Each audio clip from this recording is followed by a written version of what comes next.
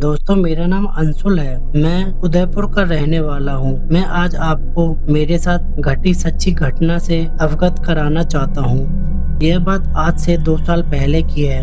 मैंने एक सरकारी परीक्षा का फॉर्म भरा था और मेरा परीक्षा केंद्र जयपुर आया था। किस्मत से मेरे 2 और दोस्तों का सेंटर भी जयपुर ही आया था। हालांकि एग्जाम सेंटर अलग-अलग जगह था। अब हम तीनों दोस्त जयपुर जाने के प्लान के बारे में सोचने लगे। एग्जाम का दिन रविवार का था और हमको शनिवार को ही निकलना था। हम दोस्तों ने सोचा कि अगर हम शनिवार को ही चले जाएंगे तो हमें रात को किसी होटल में रुकना पड़ेगा और उसका कोई मतलब नहीं होगा। तो मेरे दोस्त पीयूष के पास कार थी और उसने कार में जाने की बात कही। हमने सोचा कि ये ज्यादा बेहतर रहेगा। कार में सफर भी आसान होगा और अगले दिन जयपुर भी घूम लेंगे। हम तीनों दोस्त शनिवार की रात को खाना खाकर पीयूष के घर पहुंच गए। हम तीनों ने सोचा यहाँ से रात को 11 बजे निकल लेंगे और सुबह 5-6 बजे तक पहुंच जाएंगे और हमारे एग्जाम का समय 9 बजे का था। अब हम तीनों 11 बजे उदयपुर से रवाना हो गए। हर स्टूडेंट की तरह परीक्षा तो एक बहाना था, लेकिन हमको तो जयपुर घूमना था। हमने कार में म्यूजिक चला दिया और बातें करते हुए जा रहे थे। रात के 2 बजे हमने भीलवाड़ा शहर पार कर लिया था। भीलवाड़ा से 20 किलोमीटर की दूरी पर ही हमने पार की ही होगी। हमें रास्ते में दूर से एक गाड़ी खड़ी हुई दिखाई दी। तभी हमको हाथ का इशारा करती हुई एक औरत मारुति ऑल्टो गाड़ी के पास दिखाई दी। मैंने तो भूत की काफी कहानियां सुन रखी थी कि किस तरह सुनसान सड़क पर आत्माएं पीछे पड़ जाती हैं। मैंने पीयूष को गाड़ी रोकने से मना कर दिया, लेकिन पीयूष बोल रहा था कि हमें उसकी मदद करनी चाहिए। लेकिन मैंने पीयूष को कसम दिलाकर वहां से निकल जाने को कहा। जब हमने उस औरत की गाड़ी को पार किया तो मेरी जान में जान आई। अब हम शायद 5 किलोमीटर ही चले होंगे। हमें वो गाड़ी फिर से दिखाई दी और वो औरत भी खड़ी थी। हमें तो विश्वास नहीं हो रहा था और हमारे डर के मारे पसीने छूट रहे थे। आज ये आत्मा हमको मार कर ही छोड़ेगी।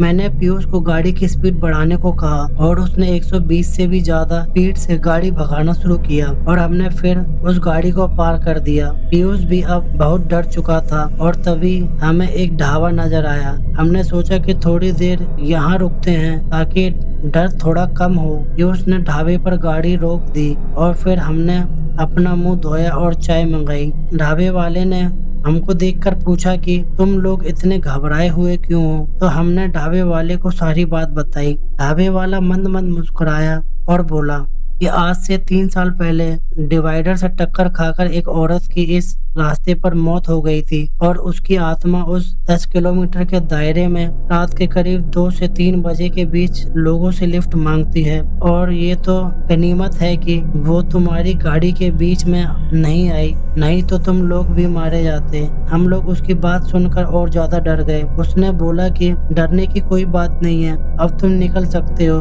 हम 4 बजे उस ढाबे से रवाना हुए और उस आत्मा के बारे में बातें करते हुए सुबह 8 बजे जयपुर पहुंचे। और जब हम तीनों परीक्षा देकर आए तो हमने अगले दिन सुबह जयपुर से रवाना होने की बात कही ताकि उस आत्मा का फिर से सामना ना हो। तो दोस्तों, आपको किसी भी हाईवे पर ऐसी किसी आत्मा से सामना हुआ है तो हमें अपने अनुभव को कमेंट के जरिए बताएं। दोस्तों, मेरा नाम नीरज है और मैं हसनपुर का रहने वाला हूँ। वैसे मैंने बहुत सी भूतिया कहानियां सुनी हैं, पर मैं ये सोचता था मुझे भूत क्यों नहीं दिखाई देता, या वो राशि के हिसाब से होता है। आज मैं आपको मेरे साथ घटी सच्ची घटना बताना चाहता हूँ। मैं हमेशा से ही बहुत शैतान बच्चा था और मैं जो मेरे मन में आता वही काम करता, चाहे वो गलत ही क्यों ना हो। मैं उस समय 11वीं कक्षा में पढ़ता था और गर्मी का समय था। हमारे यहाँ गर्मियों में कमरे बहुत गर्म हो जाते हैं, इसलिए अधिकतर लोग बिस्तर लेकर छत पर ही सोया करते थे। मैं भी एक रात 8 बजे ही बिस्तर लेकर छत पर चला गया और उस समय छत पर कोई नहीं था, क्योंकि अधिकतर लोग 9 बजे के बाद ही सोने आते थे। मैंने कुछ देर फेसबुक चलाई और बाद में तारों को देखते देखते मुझे नींद आ गई। उस समय मैं दूसरे माले की छत पर सोया था, क्योंकि तीसरे माले पर कोई नहीं सोता था, क्योंकि वहाँ के लोगों को को रात को डरावनी आवाजें आया करती थी। मैं भी 2 बार तीसरे माले की छत पर सोया था, लेकिन डर के मारे मुझे वहां नींद नहीं आती थी और बहुत बुरे सपने आते थे। इसलिए मैंने दूसरे माले पर ही छत पर सोना शुरू कर दिया, जिससे मुझे नींद आ जाती थी। रात को मुझे ऐसा लगा कि कोई बच्चा हाफ टी शर्ट और निक्कर पहने मेरे चारों ओर घूम रहा था और मुझे उसके सिर्फ पैर नजर आ रहे थे, और जब चेहरे की तरफ देखा तो उसका सर गायब था। अचानक मैं उठ गया और मेरे सामने से सब गायब हो गया।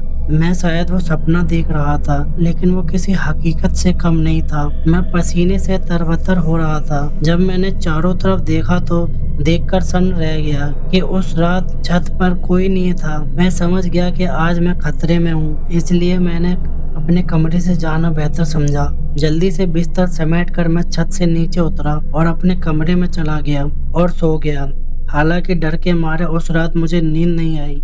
अगले दिन सुबह मैंने सारी बात मम्मी को बताई तो मम्मी ने बताया कि रात को हवा घूमती है और कमजोर को देखकर हमला कर देती है। कुछ सिर्फ दिखाई देती हैं और कुछ हमला बोल देती हैं। अब मैं समझ गया कि मेरी हिम्मत के आगे वो ताकत मेरा कुछ नहीं बिगाड़ पाई। उस रात के बाद बच्चा मुझे कभी नहीं दिखाई दिया। उस घटना के कुछ दिनों बाद एक रात मेरा दोस्त उस तीसरे माले पर फोन पर बात कर रहा था कि अचानक उसके सामने कोई औरत मुंह झुकाए दिखाई दी और उसे देखते ही वो घबरा गया और सीढ़ी से नीचे गिर गया। उसने मुझे ये सारी बात बताई तो मैं सोच में पड़ गया कि तीसरे माले पर औरत का भूत और दूसरे माले पर बच्चे का भूत। मैंने इस जगह के बारे में पता किया तो पता चला कि सालों पहले इस इलाके में जंगल हुआ करते थे और उसके बाद इस जगह को शमशान में तब्दील कर दिया था, लेकिन शहरीकरण के कारण यहाँ मकान बन गए। लेकिन कुछ लोगों की आत्माएं आज भी इन इलाकों में मौजूद हैं। हालांकि अब मुझे छत पर सोने का समय नहीं मिलता, लेकिन आज भी वो घटनाएं मेरे जहन में बरकरार हैं। मेरा नाम मुकेश है और मैं राजस्थान के अमीरगढ़ के एक छोटे गांव का रहने वाला हूँ। मैं आज आपको मेरे साथ घटी एक सच्ची घटना को सुनाना चाहता हूँ, जिसे सुनकर आपके रोंगटे खड़े हो जाएंगे। यह बात तब की है जब मैं 12वीं कक्षा में पढ़ता था। एक दिन मैंने और मेरे दोस्तों ने मिलकर कहीं घूमने का प्लान बनाया। हम लोगों ने गांव से करीब 4 या 5 किलोमीटर दूर स्थित एको पार्क के पास के एक जंगल में घूमने का प्लान बनाया। हम घर से स्कूल का बहाना करके निकल गए। मेरे साथ मेरे 3 दोस्त मनीष, विनोद और राहुल थे। हम करीब 4 बजे जंगल के गेट तक पहुँचे। दिन के उजाले में भी पेड़ों की वजह से घना अंधेरा था। उस जंगल में चले गए और हमें एक शिव मंदिर दिखाई दिया और हम वहां रुक गए। मंदिर में भगवान शिव की बहुत पुरानी मूर्ति थी।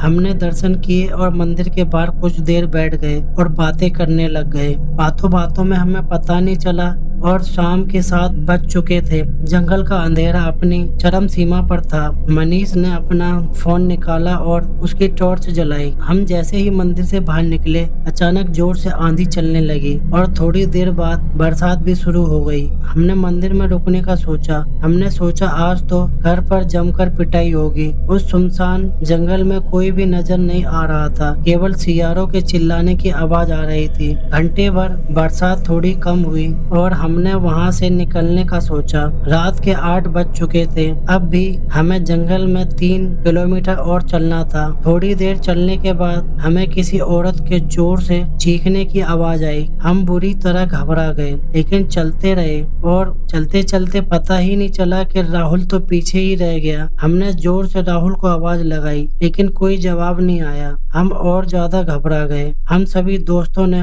राहुल को ढूंढना शुरू किया। हम फिर आधा किलोमीटर पीछे गए और देखा कि राहुल वहाँ चुपचाप खड़ा था। हमने राहुल को बतलाया, लेकिन वो कुछ नहीं बोला और चुपचाप हमारे साथ चलता रहा। उसके हाव भाव अजीब से लग रहे थे। हम जैसे तैसे उस जंगल से बाहर निकले और अपने घर की तरफ रवाना हो गए। उस रात डर के मारे मुझे नींद नहीं आई। अगले दिन मैं सुबह उठकर स्कूल गया तो पता चला कि राहुल स्कूल नहीं आया। जब मैंने टीचर से राहुल के बारे में पूछा तो उन्होंने बताया कि राहुल की मौत हो चुकी है। मैं यह सुनकर दंग रह गया और मेरी आंखों में आंसू रुक नहीं रहे थे। मैं स्कूल से सीधा उसके घर गया और उसके माता पिता को मिला। जब मैंने राहुल की मौत का कारण पूछा तो उन्होंने बताया कि रात जब वो घर आया तो उसे बहुत तेज बुखार था और उसका शरीर लोहे की तरह जल रहा था, और जब हम उसे अस्पताल ले जा रहे थे तो रास्ते में जंगल में ही उसकी मौत हो गई। जब मैंने यह बात सुनी तो मुझे सब मांजरा समझ आ गया, लेकिन मैंने उनको कुछ नहीं बताया कि कल रात उसको जंगल में किसी रूह ने जकड़ लिया होगा। अब क्या उसकी मौत का कारण था, यह बात आज भी रहस्य है। मेरा नाम रमेश है और मैं आंध्र प्रदेश का रहने वाला हूँ। 2 साल पहले मेरे साथ हुई एक भयानक घटना के बारे में मैं सबको बताना चाहता हूँ। कॉल सेंटर में मैं जॉब मिलने की खुशी में मैंने अपने सारे दोस्तों को गोलकुंड फोर्ट घूमने ले जाने की पार्टी दी थी। वही मेरा सामना एक भयानक पैरालौकिक शक्ति से हुआ। उस घटना में जब मुझ पर हमला हुआ तो मैं बेहोश हो गया था। उस दिन हम चारों गोलकुंड फोर्ट पार्टी करने गए। सारा खर्चा मेरे पर था, इसलिए मुझे पता था कि मेरे भुक्कड़ दोस्त दबा दबा कर खाएंगे, पर नौकरी मिल चुकी थी तो मैंने भी कंजूसी नहीं की और ढेर सारा फास्ट फूड पैक करा लिया। गोलकुंड फोर्ट पर हम चारों कुछ देर तक घूमे और फिर एक जगह छाव देखकर नाश्ता खाने बैठ गए। दोपहर का वक्त था, वहाँ ज्यादा भीड़ भी नहीं थी। हम नाश्ता खाने और मस्ती मजाक करने में मगन थे। तभी एक लंबा और काला आदमी उधर आया और हम चारों को घूरने लगा।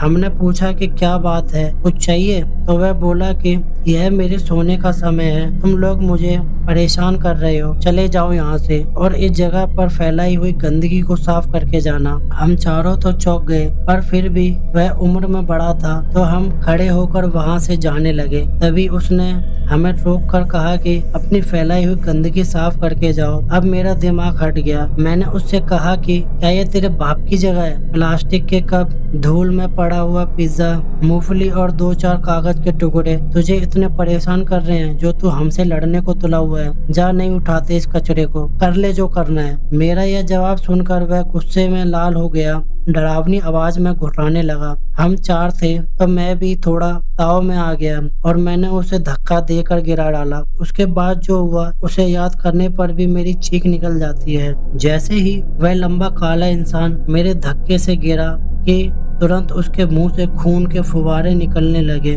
और वह पागलों की तरह हंसने लगा। हम चारों दोस्त इतना डर गए कि पूछो मत। या तो वह इंसान बीमार था या फिर वह इंसान ही नहीं था। खून देखकर हम चारों दोस्त वहां से पागलों की तरह भागे। उस जगह से करीब 100 मीटर दूर जाकर हमने मुड़कर देखा तो वहां कोई इंसान था ही नहीं। यह देखकर मेरी तो रूह कांप गई, क्योंकि वहां से आने जाने का एक ही रास्ता था। उस जगह पर हम चारों उस वक्त खड़े थे। मैंने मेरे दोस्तों ने कभी भी देखा तो नहीं है, पर मेरे साथ कई बार एक अजीब वाकया होता रहा है। मेरे उस घर में कई प्लास्टिक के कप, पिज्जा के टुकड़े और मूंगफलियां बिखरी पाई जाती हैं। घर में अगर वह चीजें लाई गई हो तो ठीक है, पर ना हो तब भी यह चीजें पड़ी मिलती है जो गोलकुंड फोर्ट में हमने खाकर फेंकी थी। शायद ये लंबा काला आदमी कोई भूत प्रेत होगा और वह मुझे बार बार हम दोस्तों की गलती याद दिला रहा है। और मेरे दोस्तों ने उसे धक्का नहीं दिया था,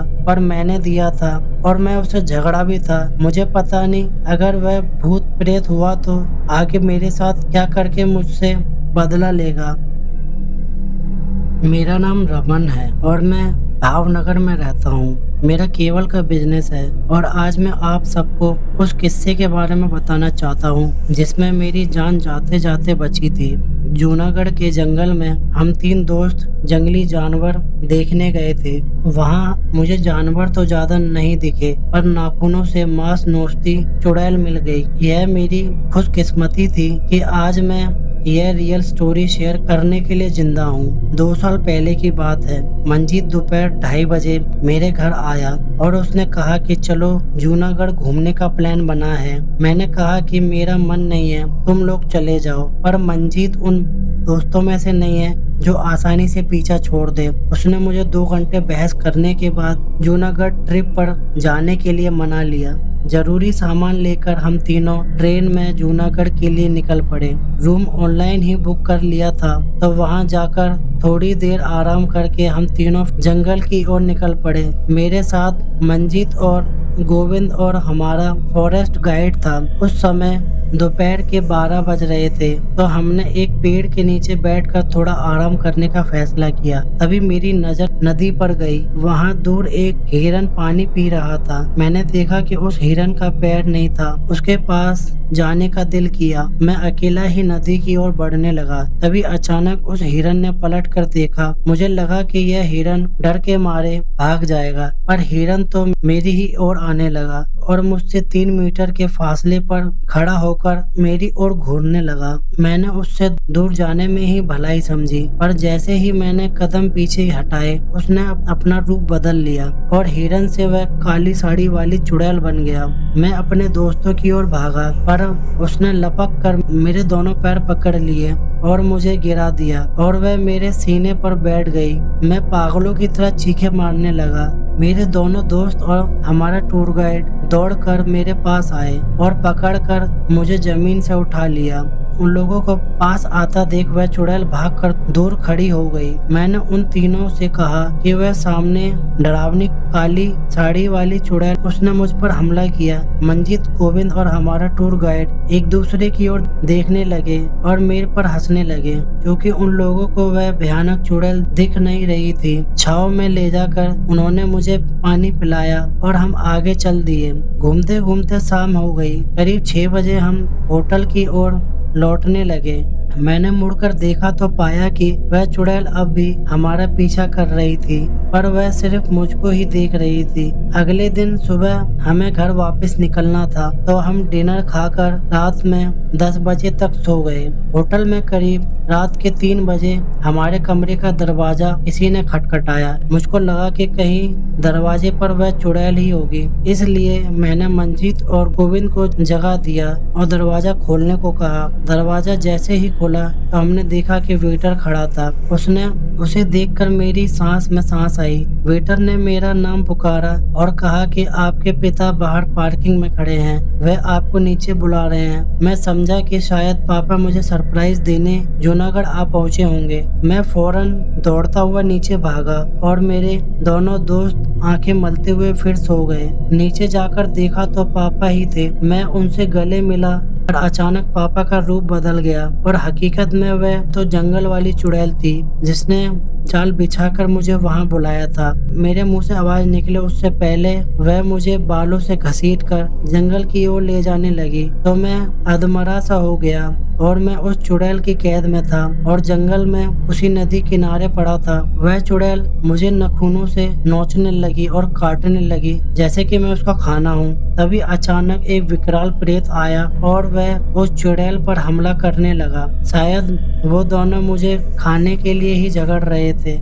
मेरा डर का एहसास मर चुका था। मुझे पता नहीं था कि अब इन्हीं दोनों में से एक मेरी जान निकालने वाला है। उस भीषण लड़ाई में उस प्रेत की जीत हुई और वह चुड़ैल हार मानकर हाथी हुई गायब हो गई। अब वह प्रेत मुझे खाने के लिए शायद मेरे पास आ रहा था और उसके पैरों की आहट मैं आज भी महसूस कर सकता हूँ। उसने मुझको मेरे बालों से पकड़कर खड़ा किया और घसीटते हुए उसने मुझको हाईवे पर लाकर फेंक दिया। मैं जान लगाकर भागता दौड़ता होटल तक आया और फिर अपने दोस्तों को जगाकर अपने साथ हुई घटना के बारे में बताने लगा, पर वे दोनों इस बात से ही मुकर गए कि रात में किसी वेटर ने दरवाजा खटखटाया था और मैं कमरे से बाहर भी गया था। शायद मैं ये कभी साबित नहीं कर सकूं कि मैंने किस प्रकार का आतंक झेला, पर उस रात में मैं मौत के मुंह से वापस आया था। कोई माने या न माने, यही उस रात की सच्ची हकीकत है। इतना दर्द और इतनी तकलीफ सहने के बाद भी मेरे शरीर पर एक भी खरोच का निशान नहीं आया था। यह भी एक हैरत की बात है। और दोस्तों, कहानी यहाँ पर खत्म हो जाती है। तो दोस्तों, आपको ये वीडियो कैसी लगी? अगर आपको ये वीडियो अच्छी लगी हो तो इस वीडियो को लाइक करें, कमेंट करें और अपने दोस्तों के साथ फेसबुक और व्हाट्सएप पर शेयर करें। और अगर आपको कोई भूतिया कहानी सुनना अच्छा लगता है तो हमारे साइबर इविल यूट्यूब चैनल को सब्सक्राइब जरूर करें और बेल आइकन को ऑल पे सेट करना ना भूलें, क्योंकि हम ऐसे ही रहस्यमय भूतिया कहानियां रोज लाते रहेंगे। और दोस्तों, मेरा नाम है जितेंद्र सिंह और हमारी बाकी वीडियोस भी जरूर देखें। और वीडियो पूरी देखने के लिए धन्यवाद।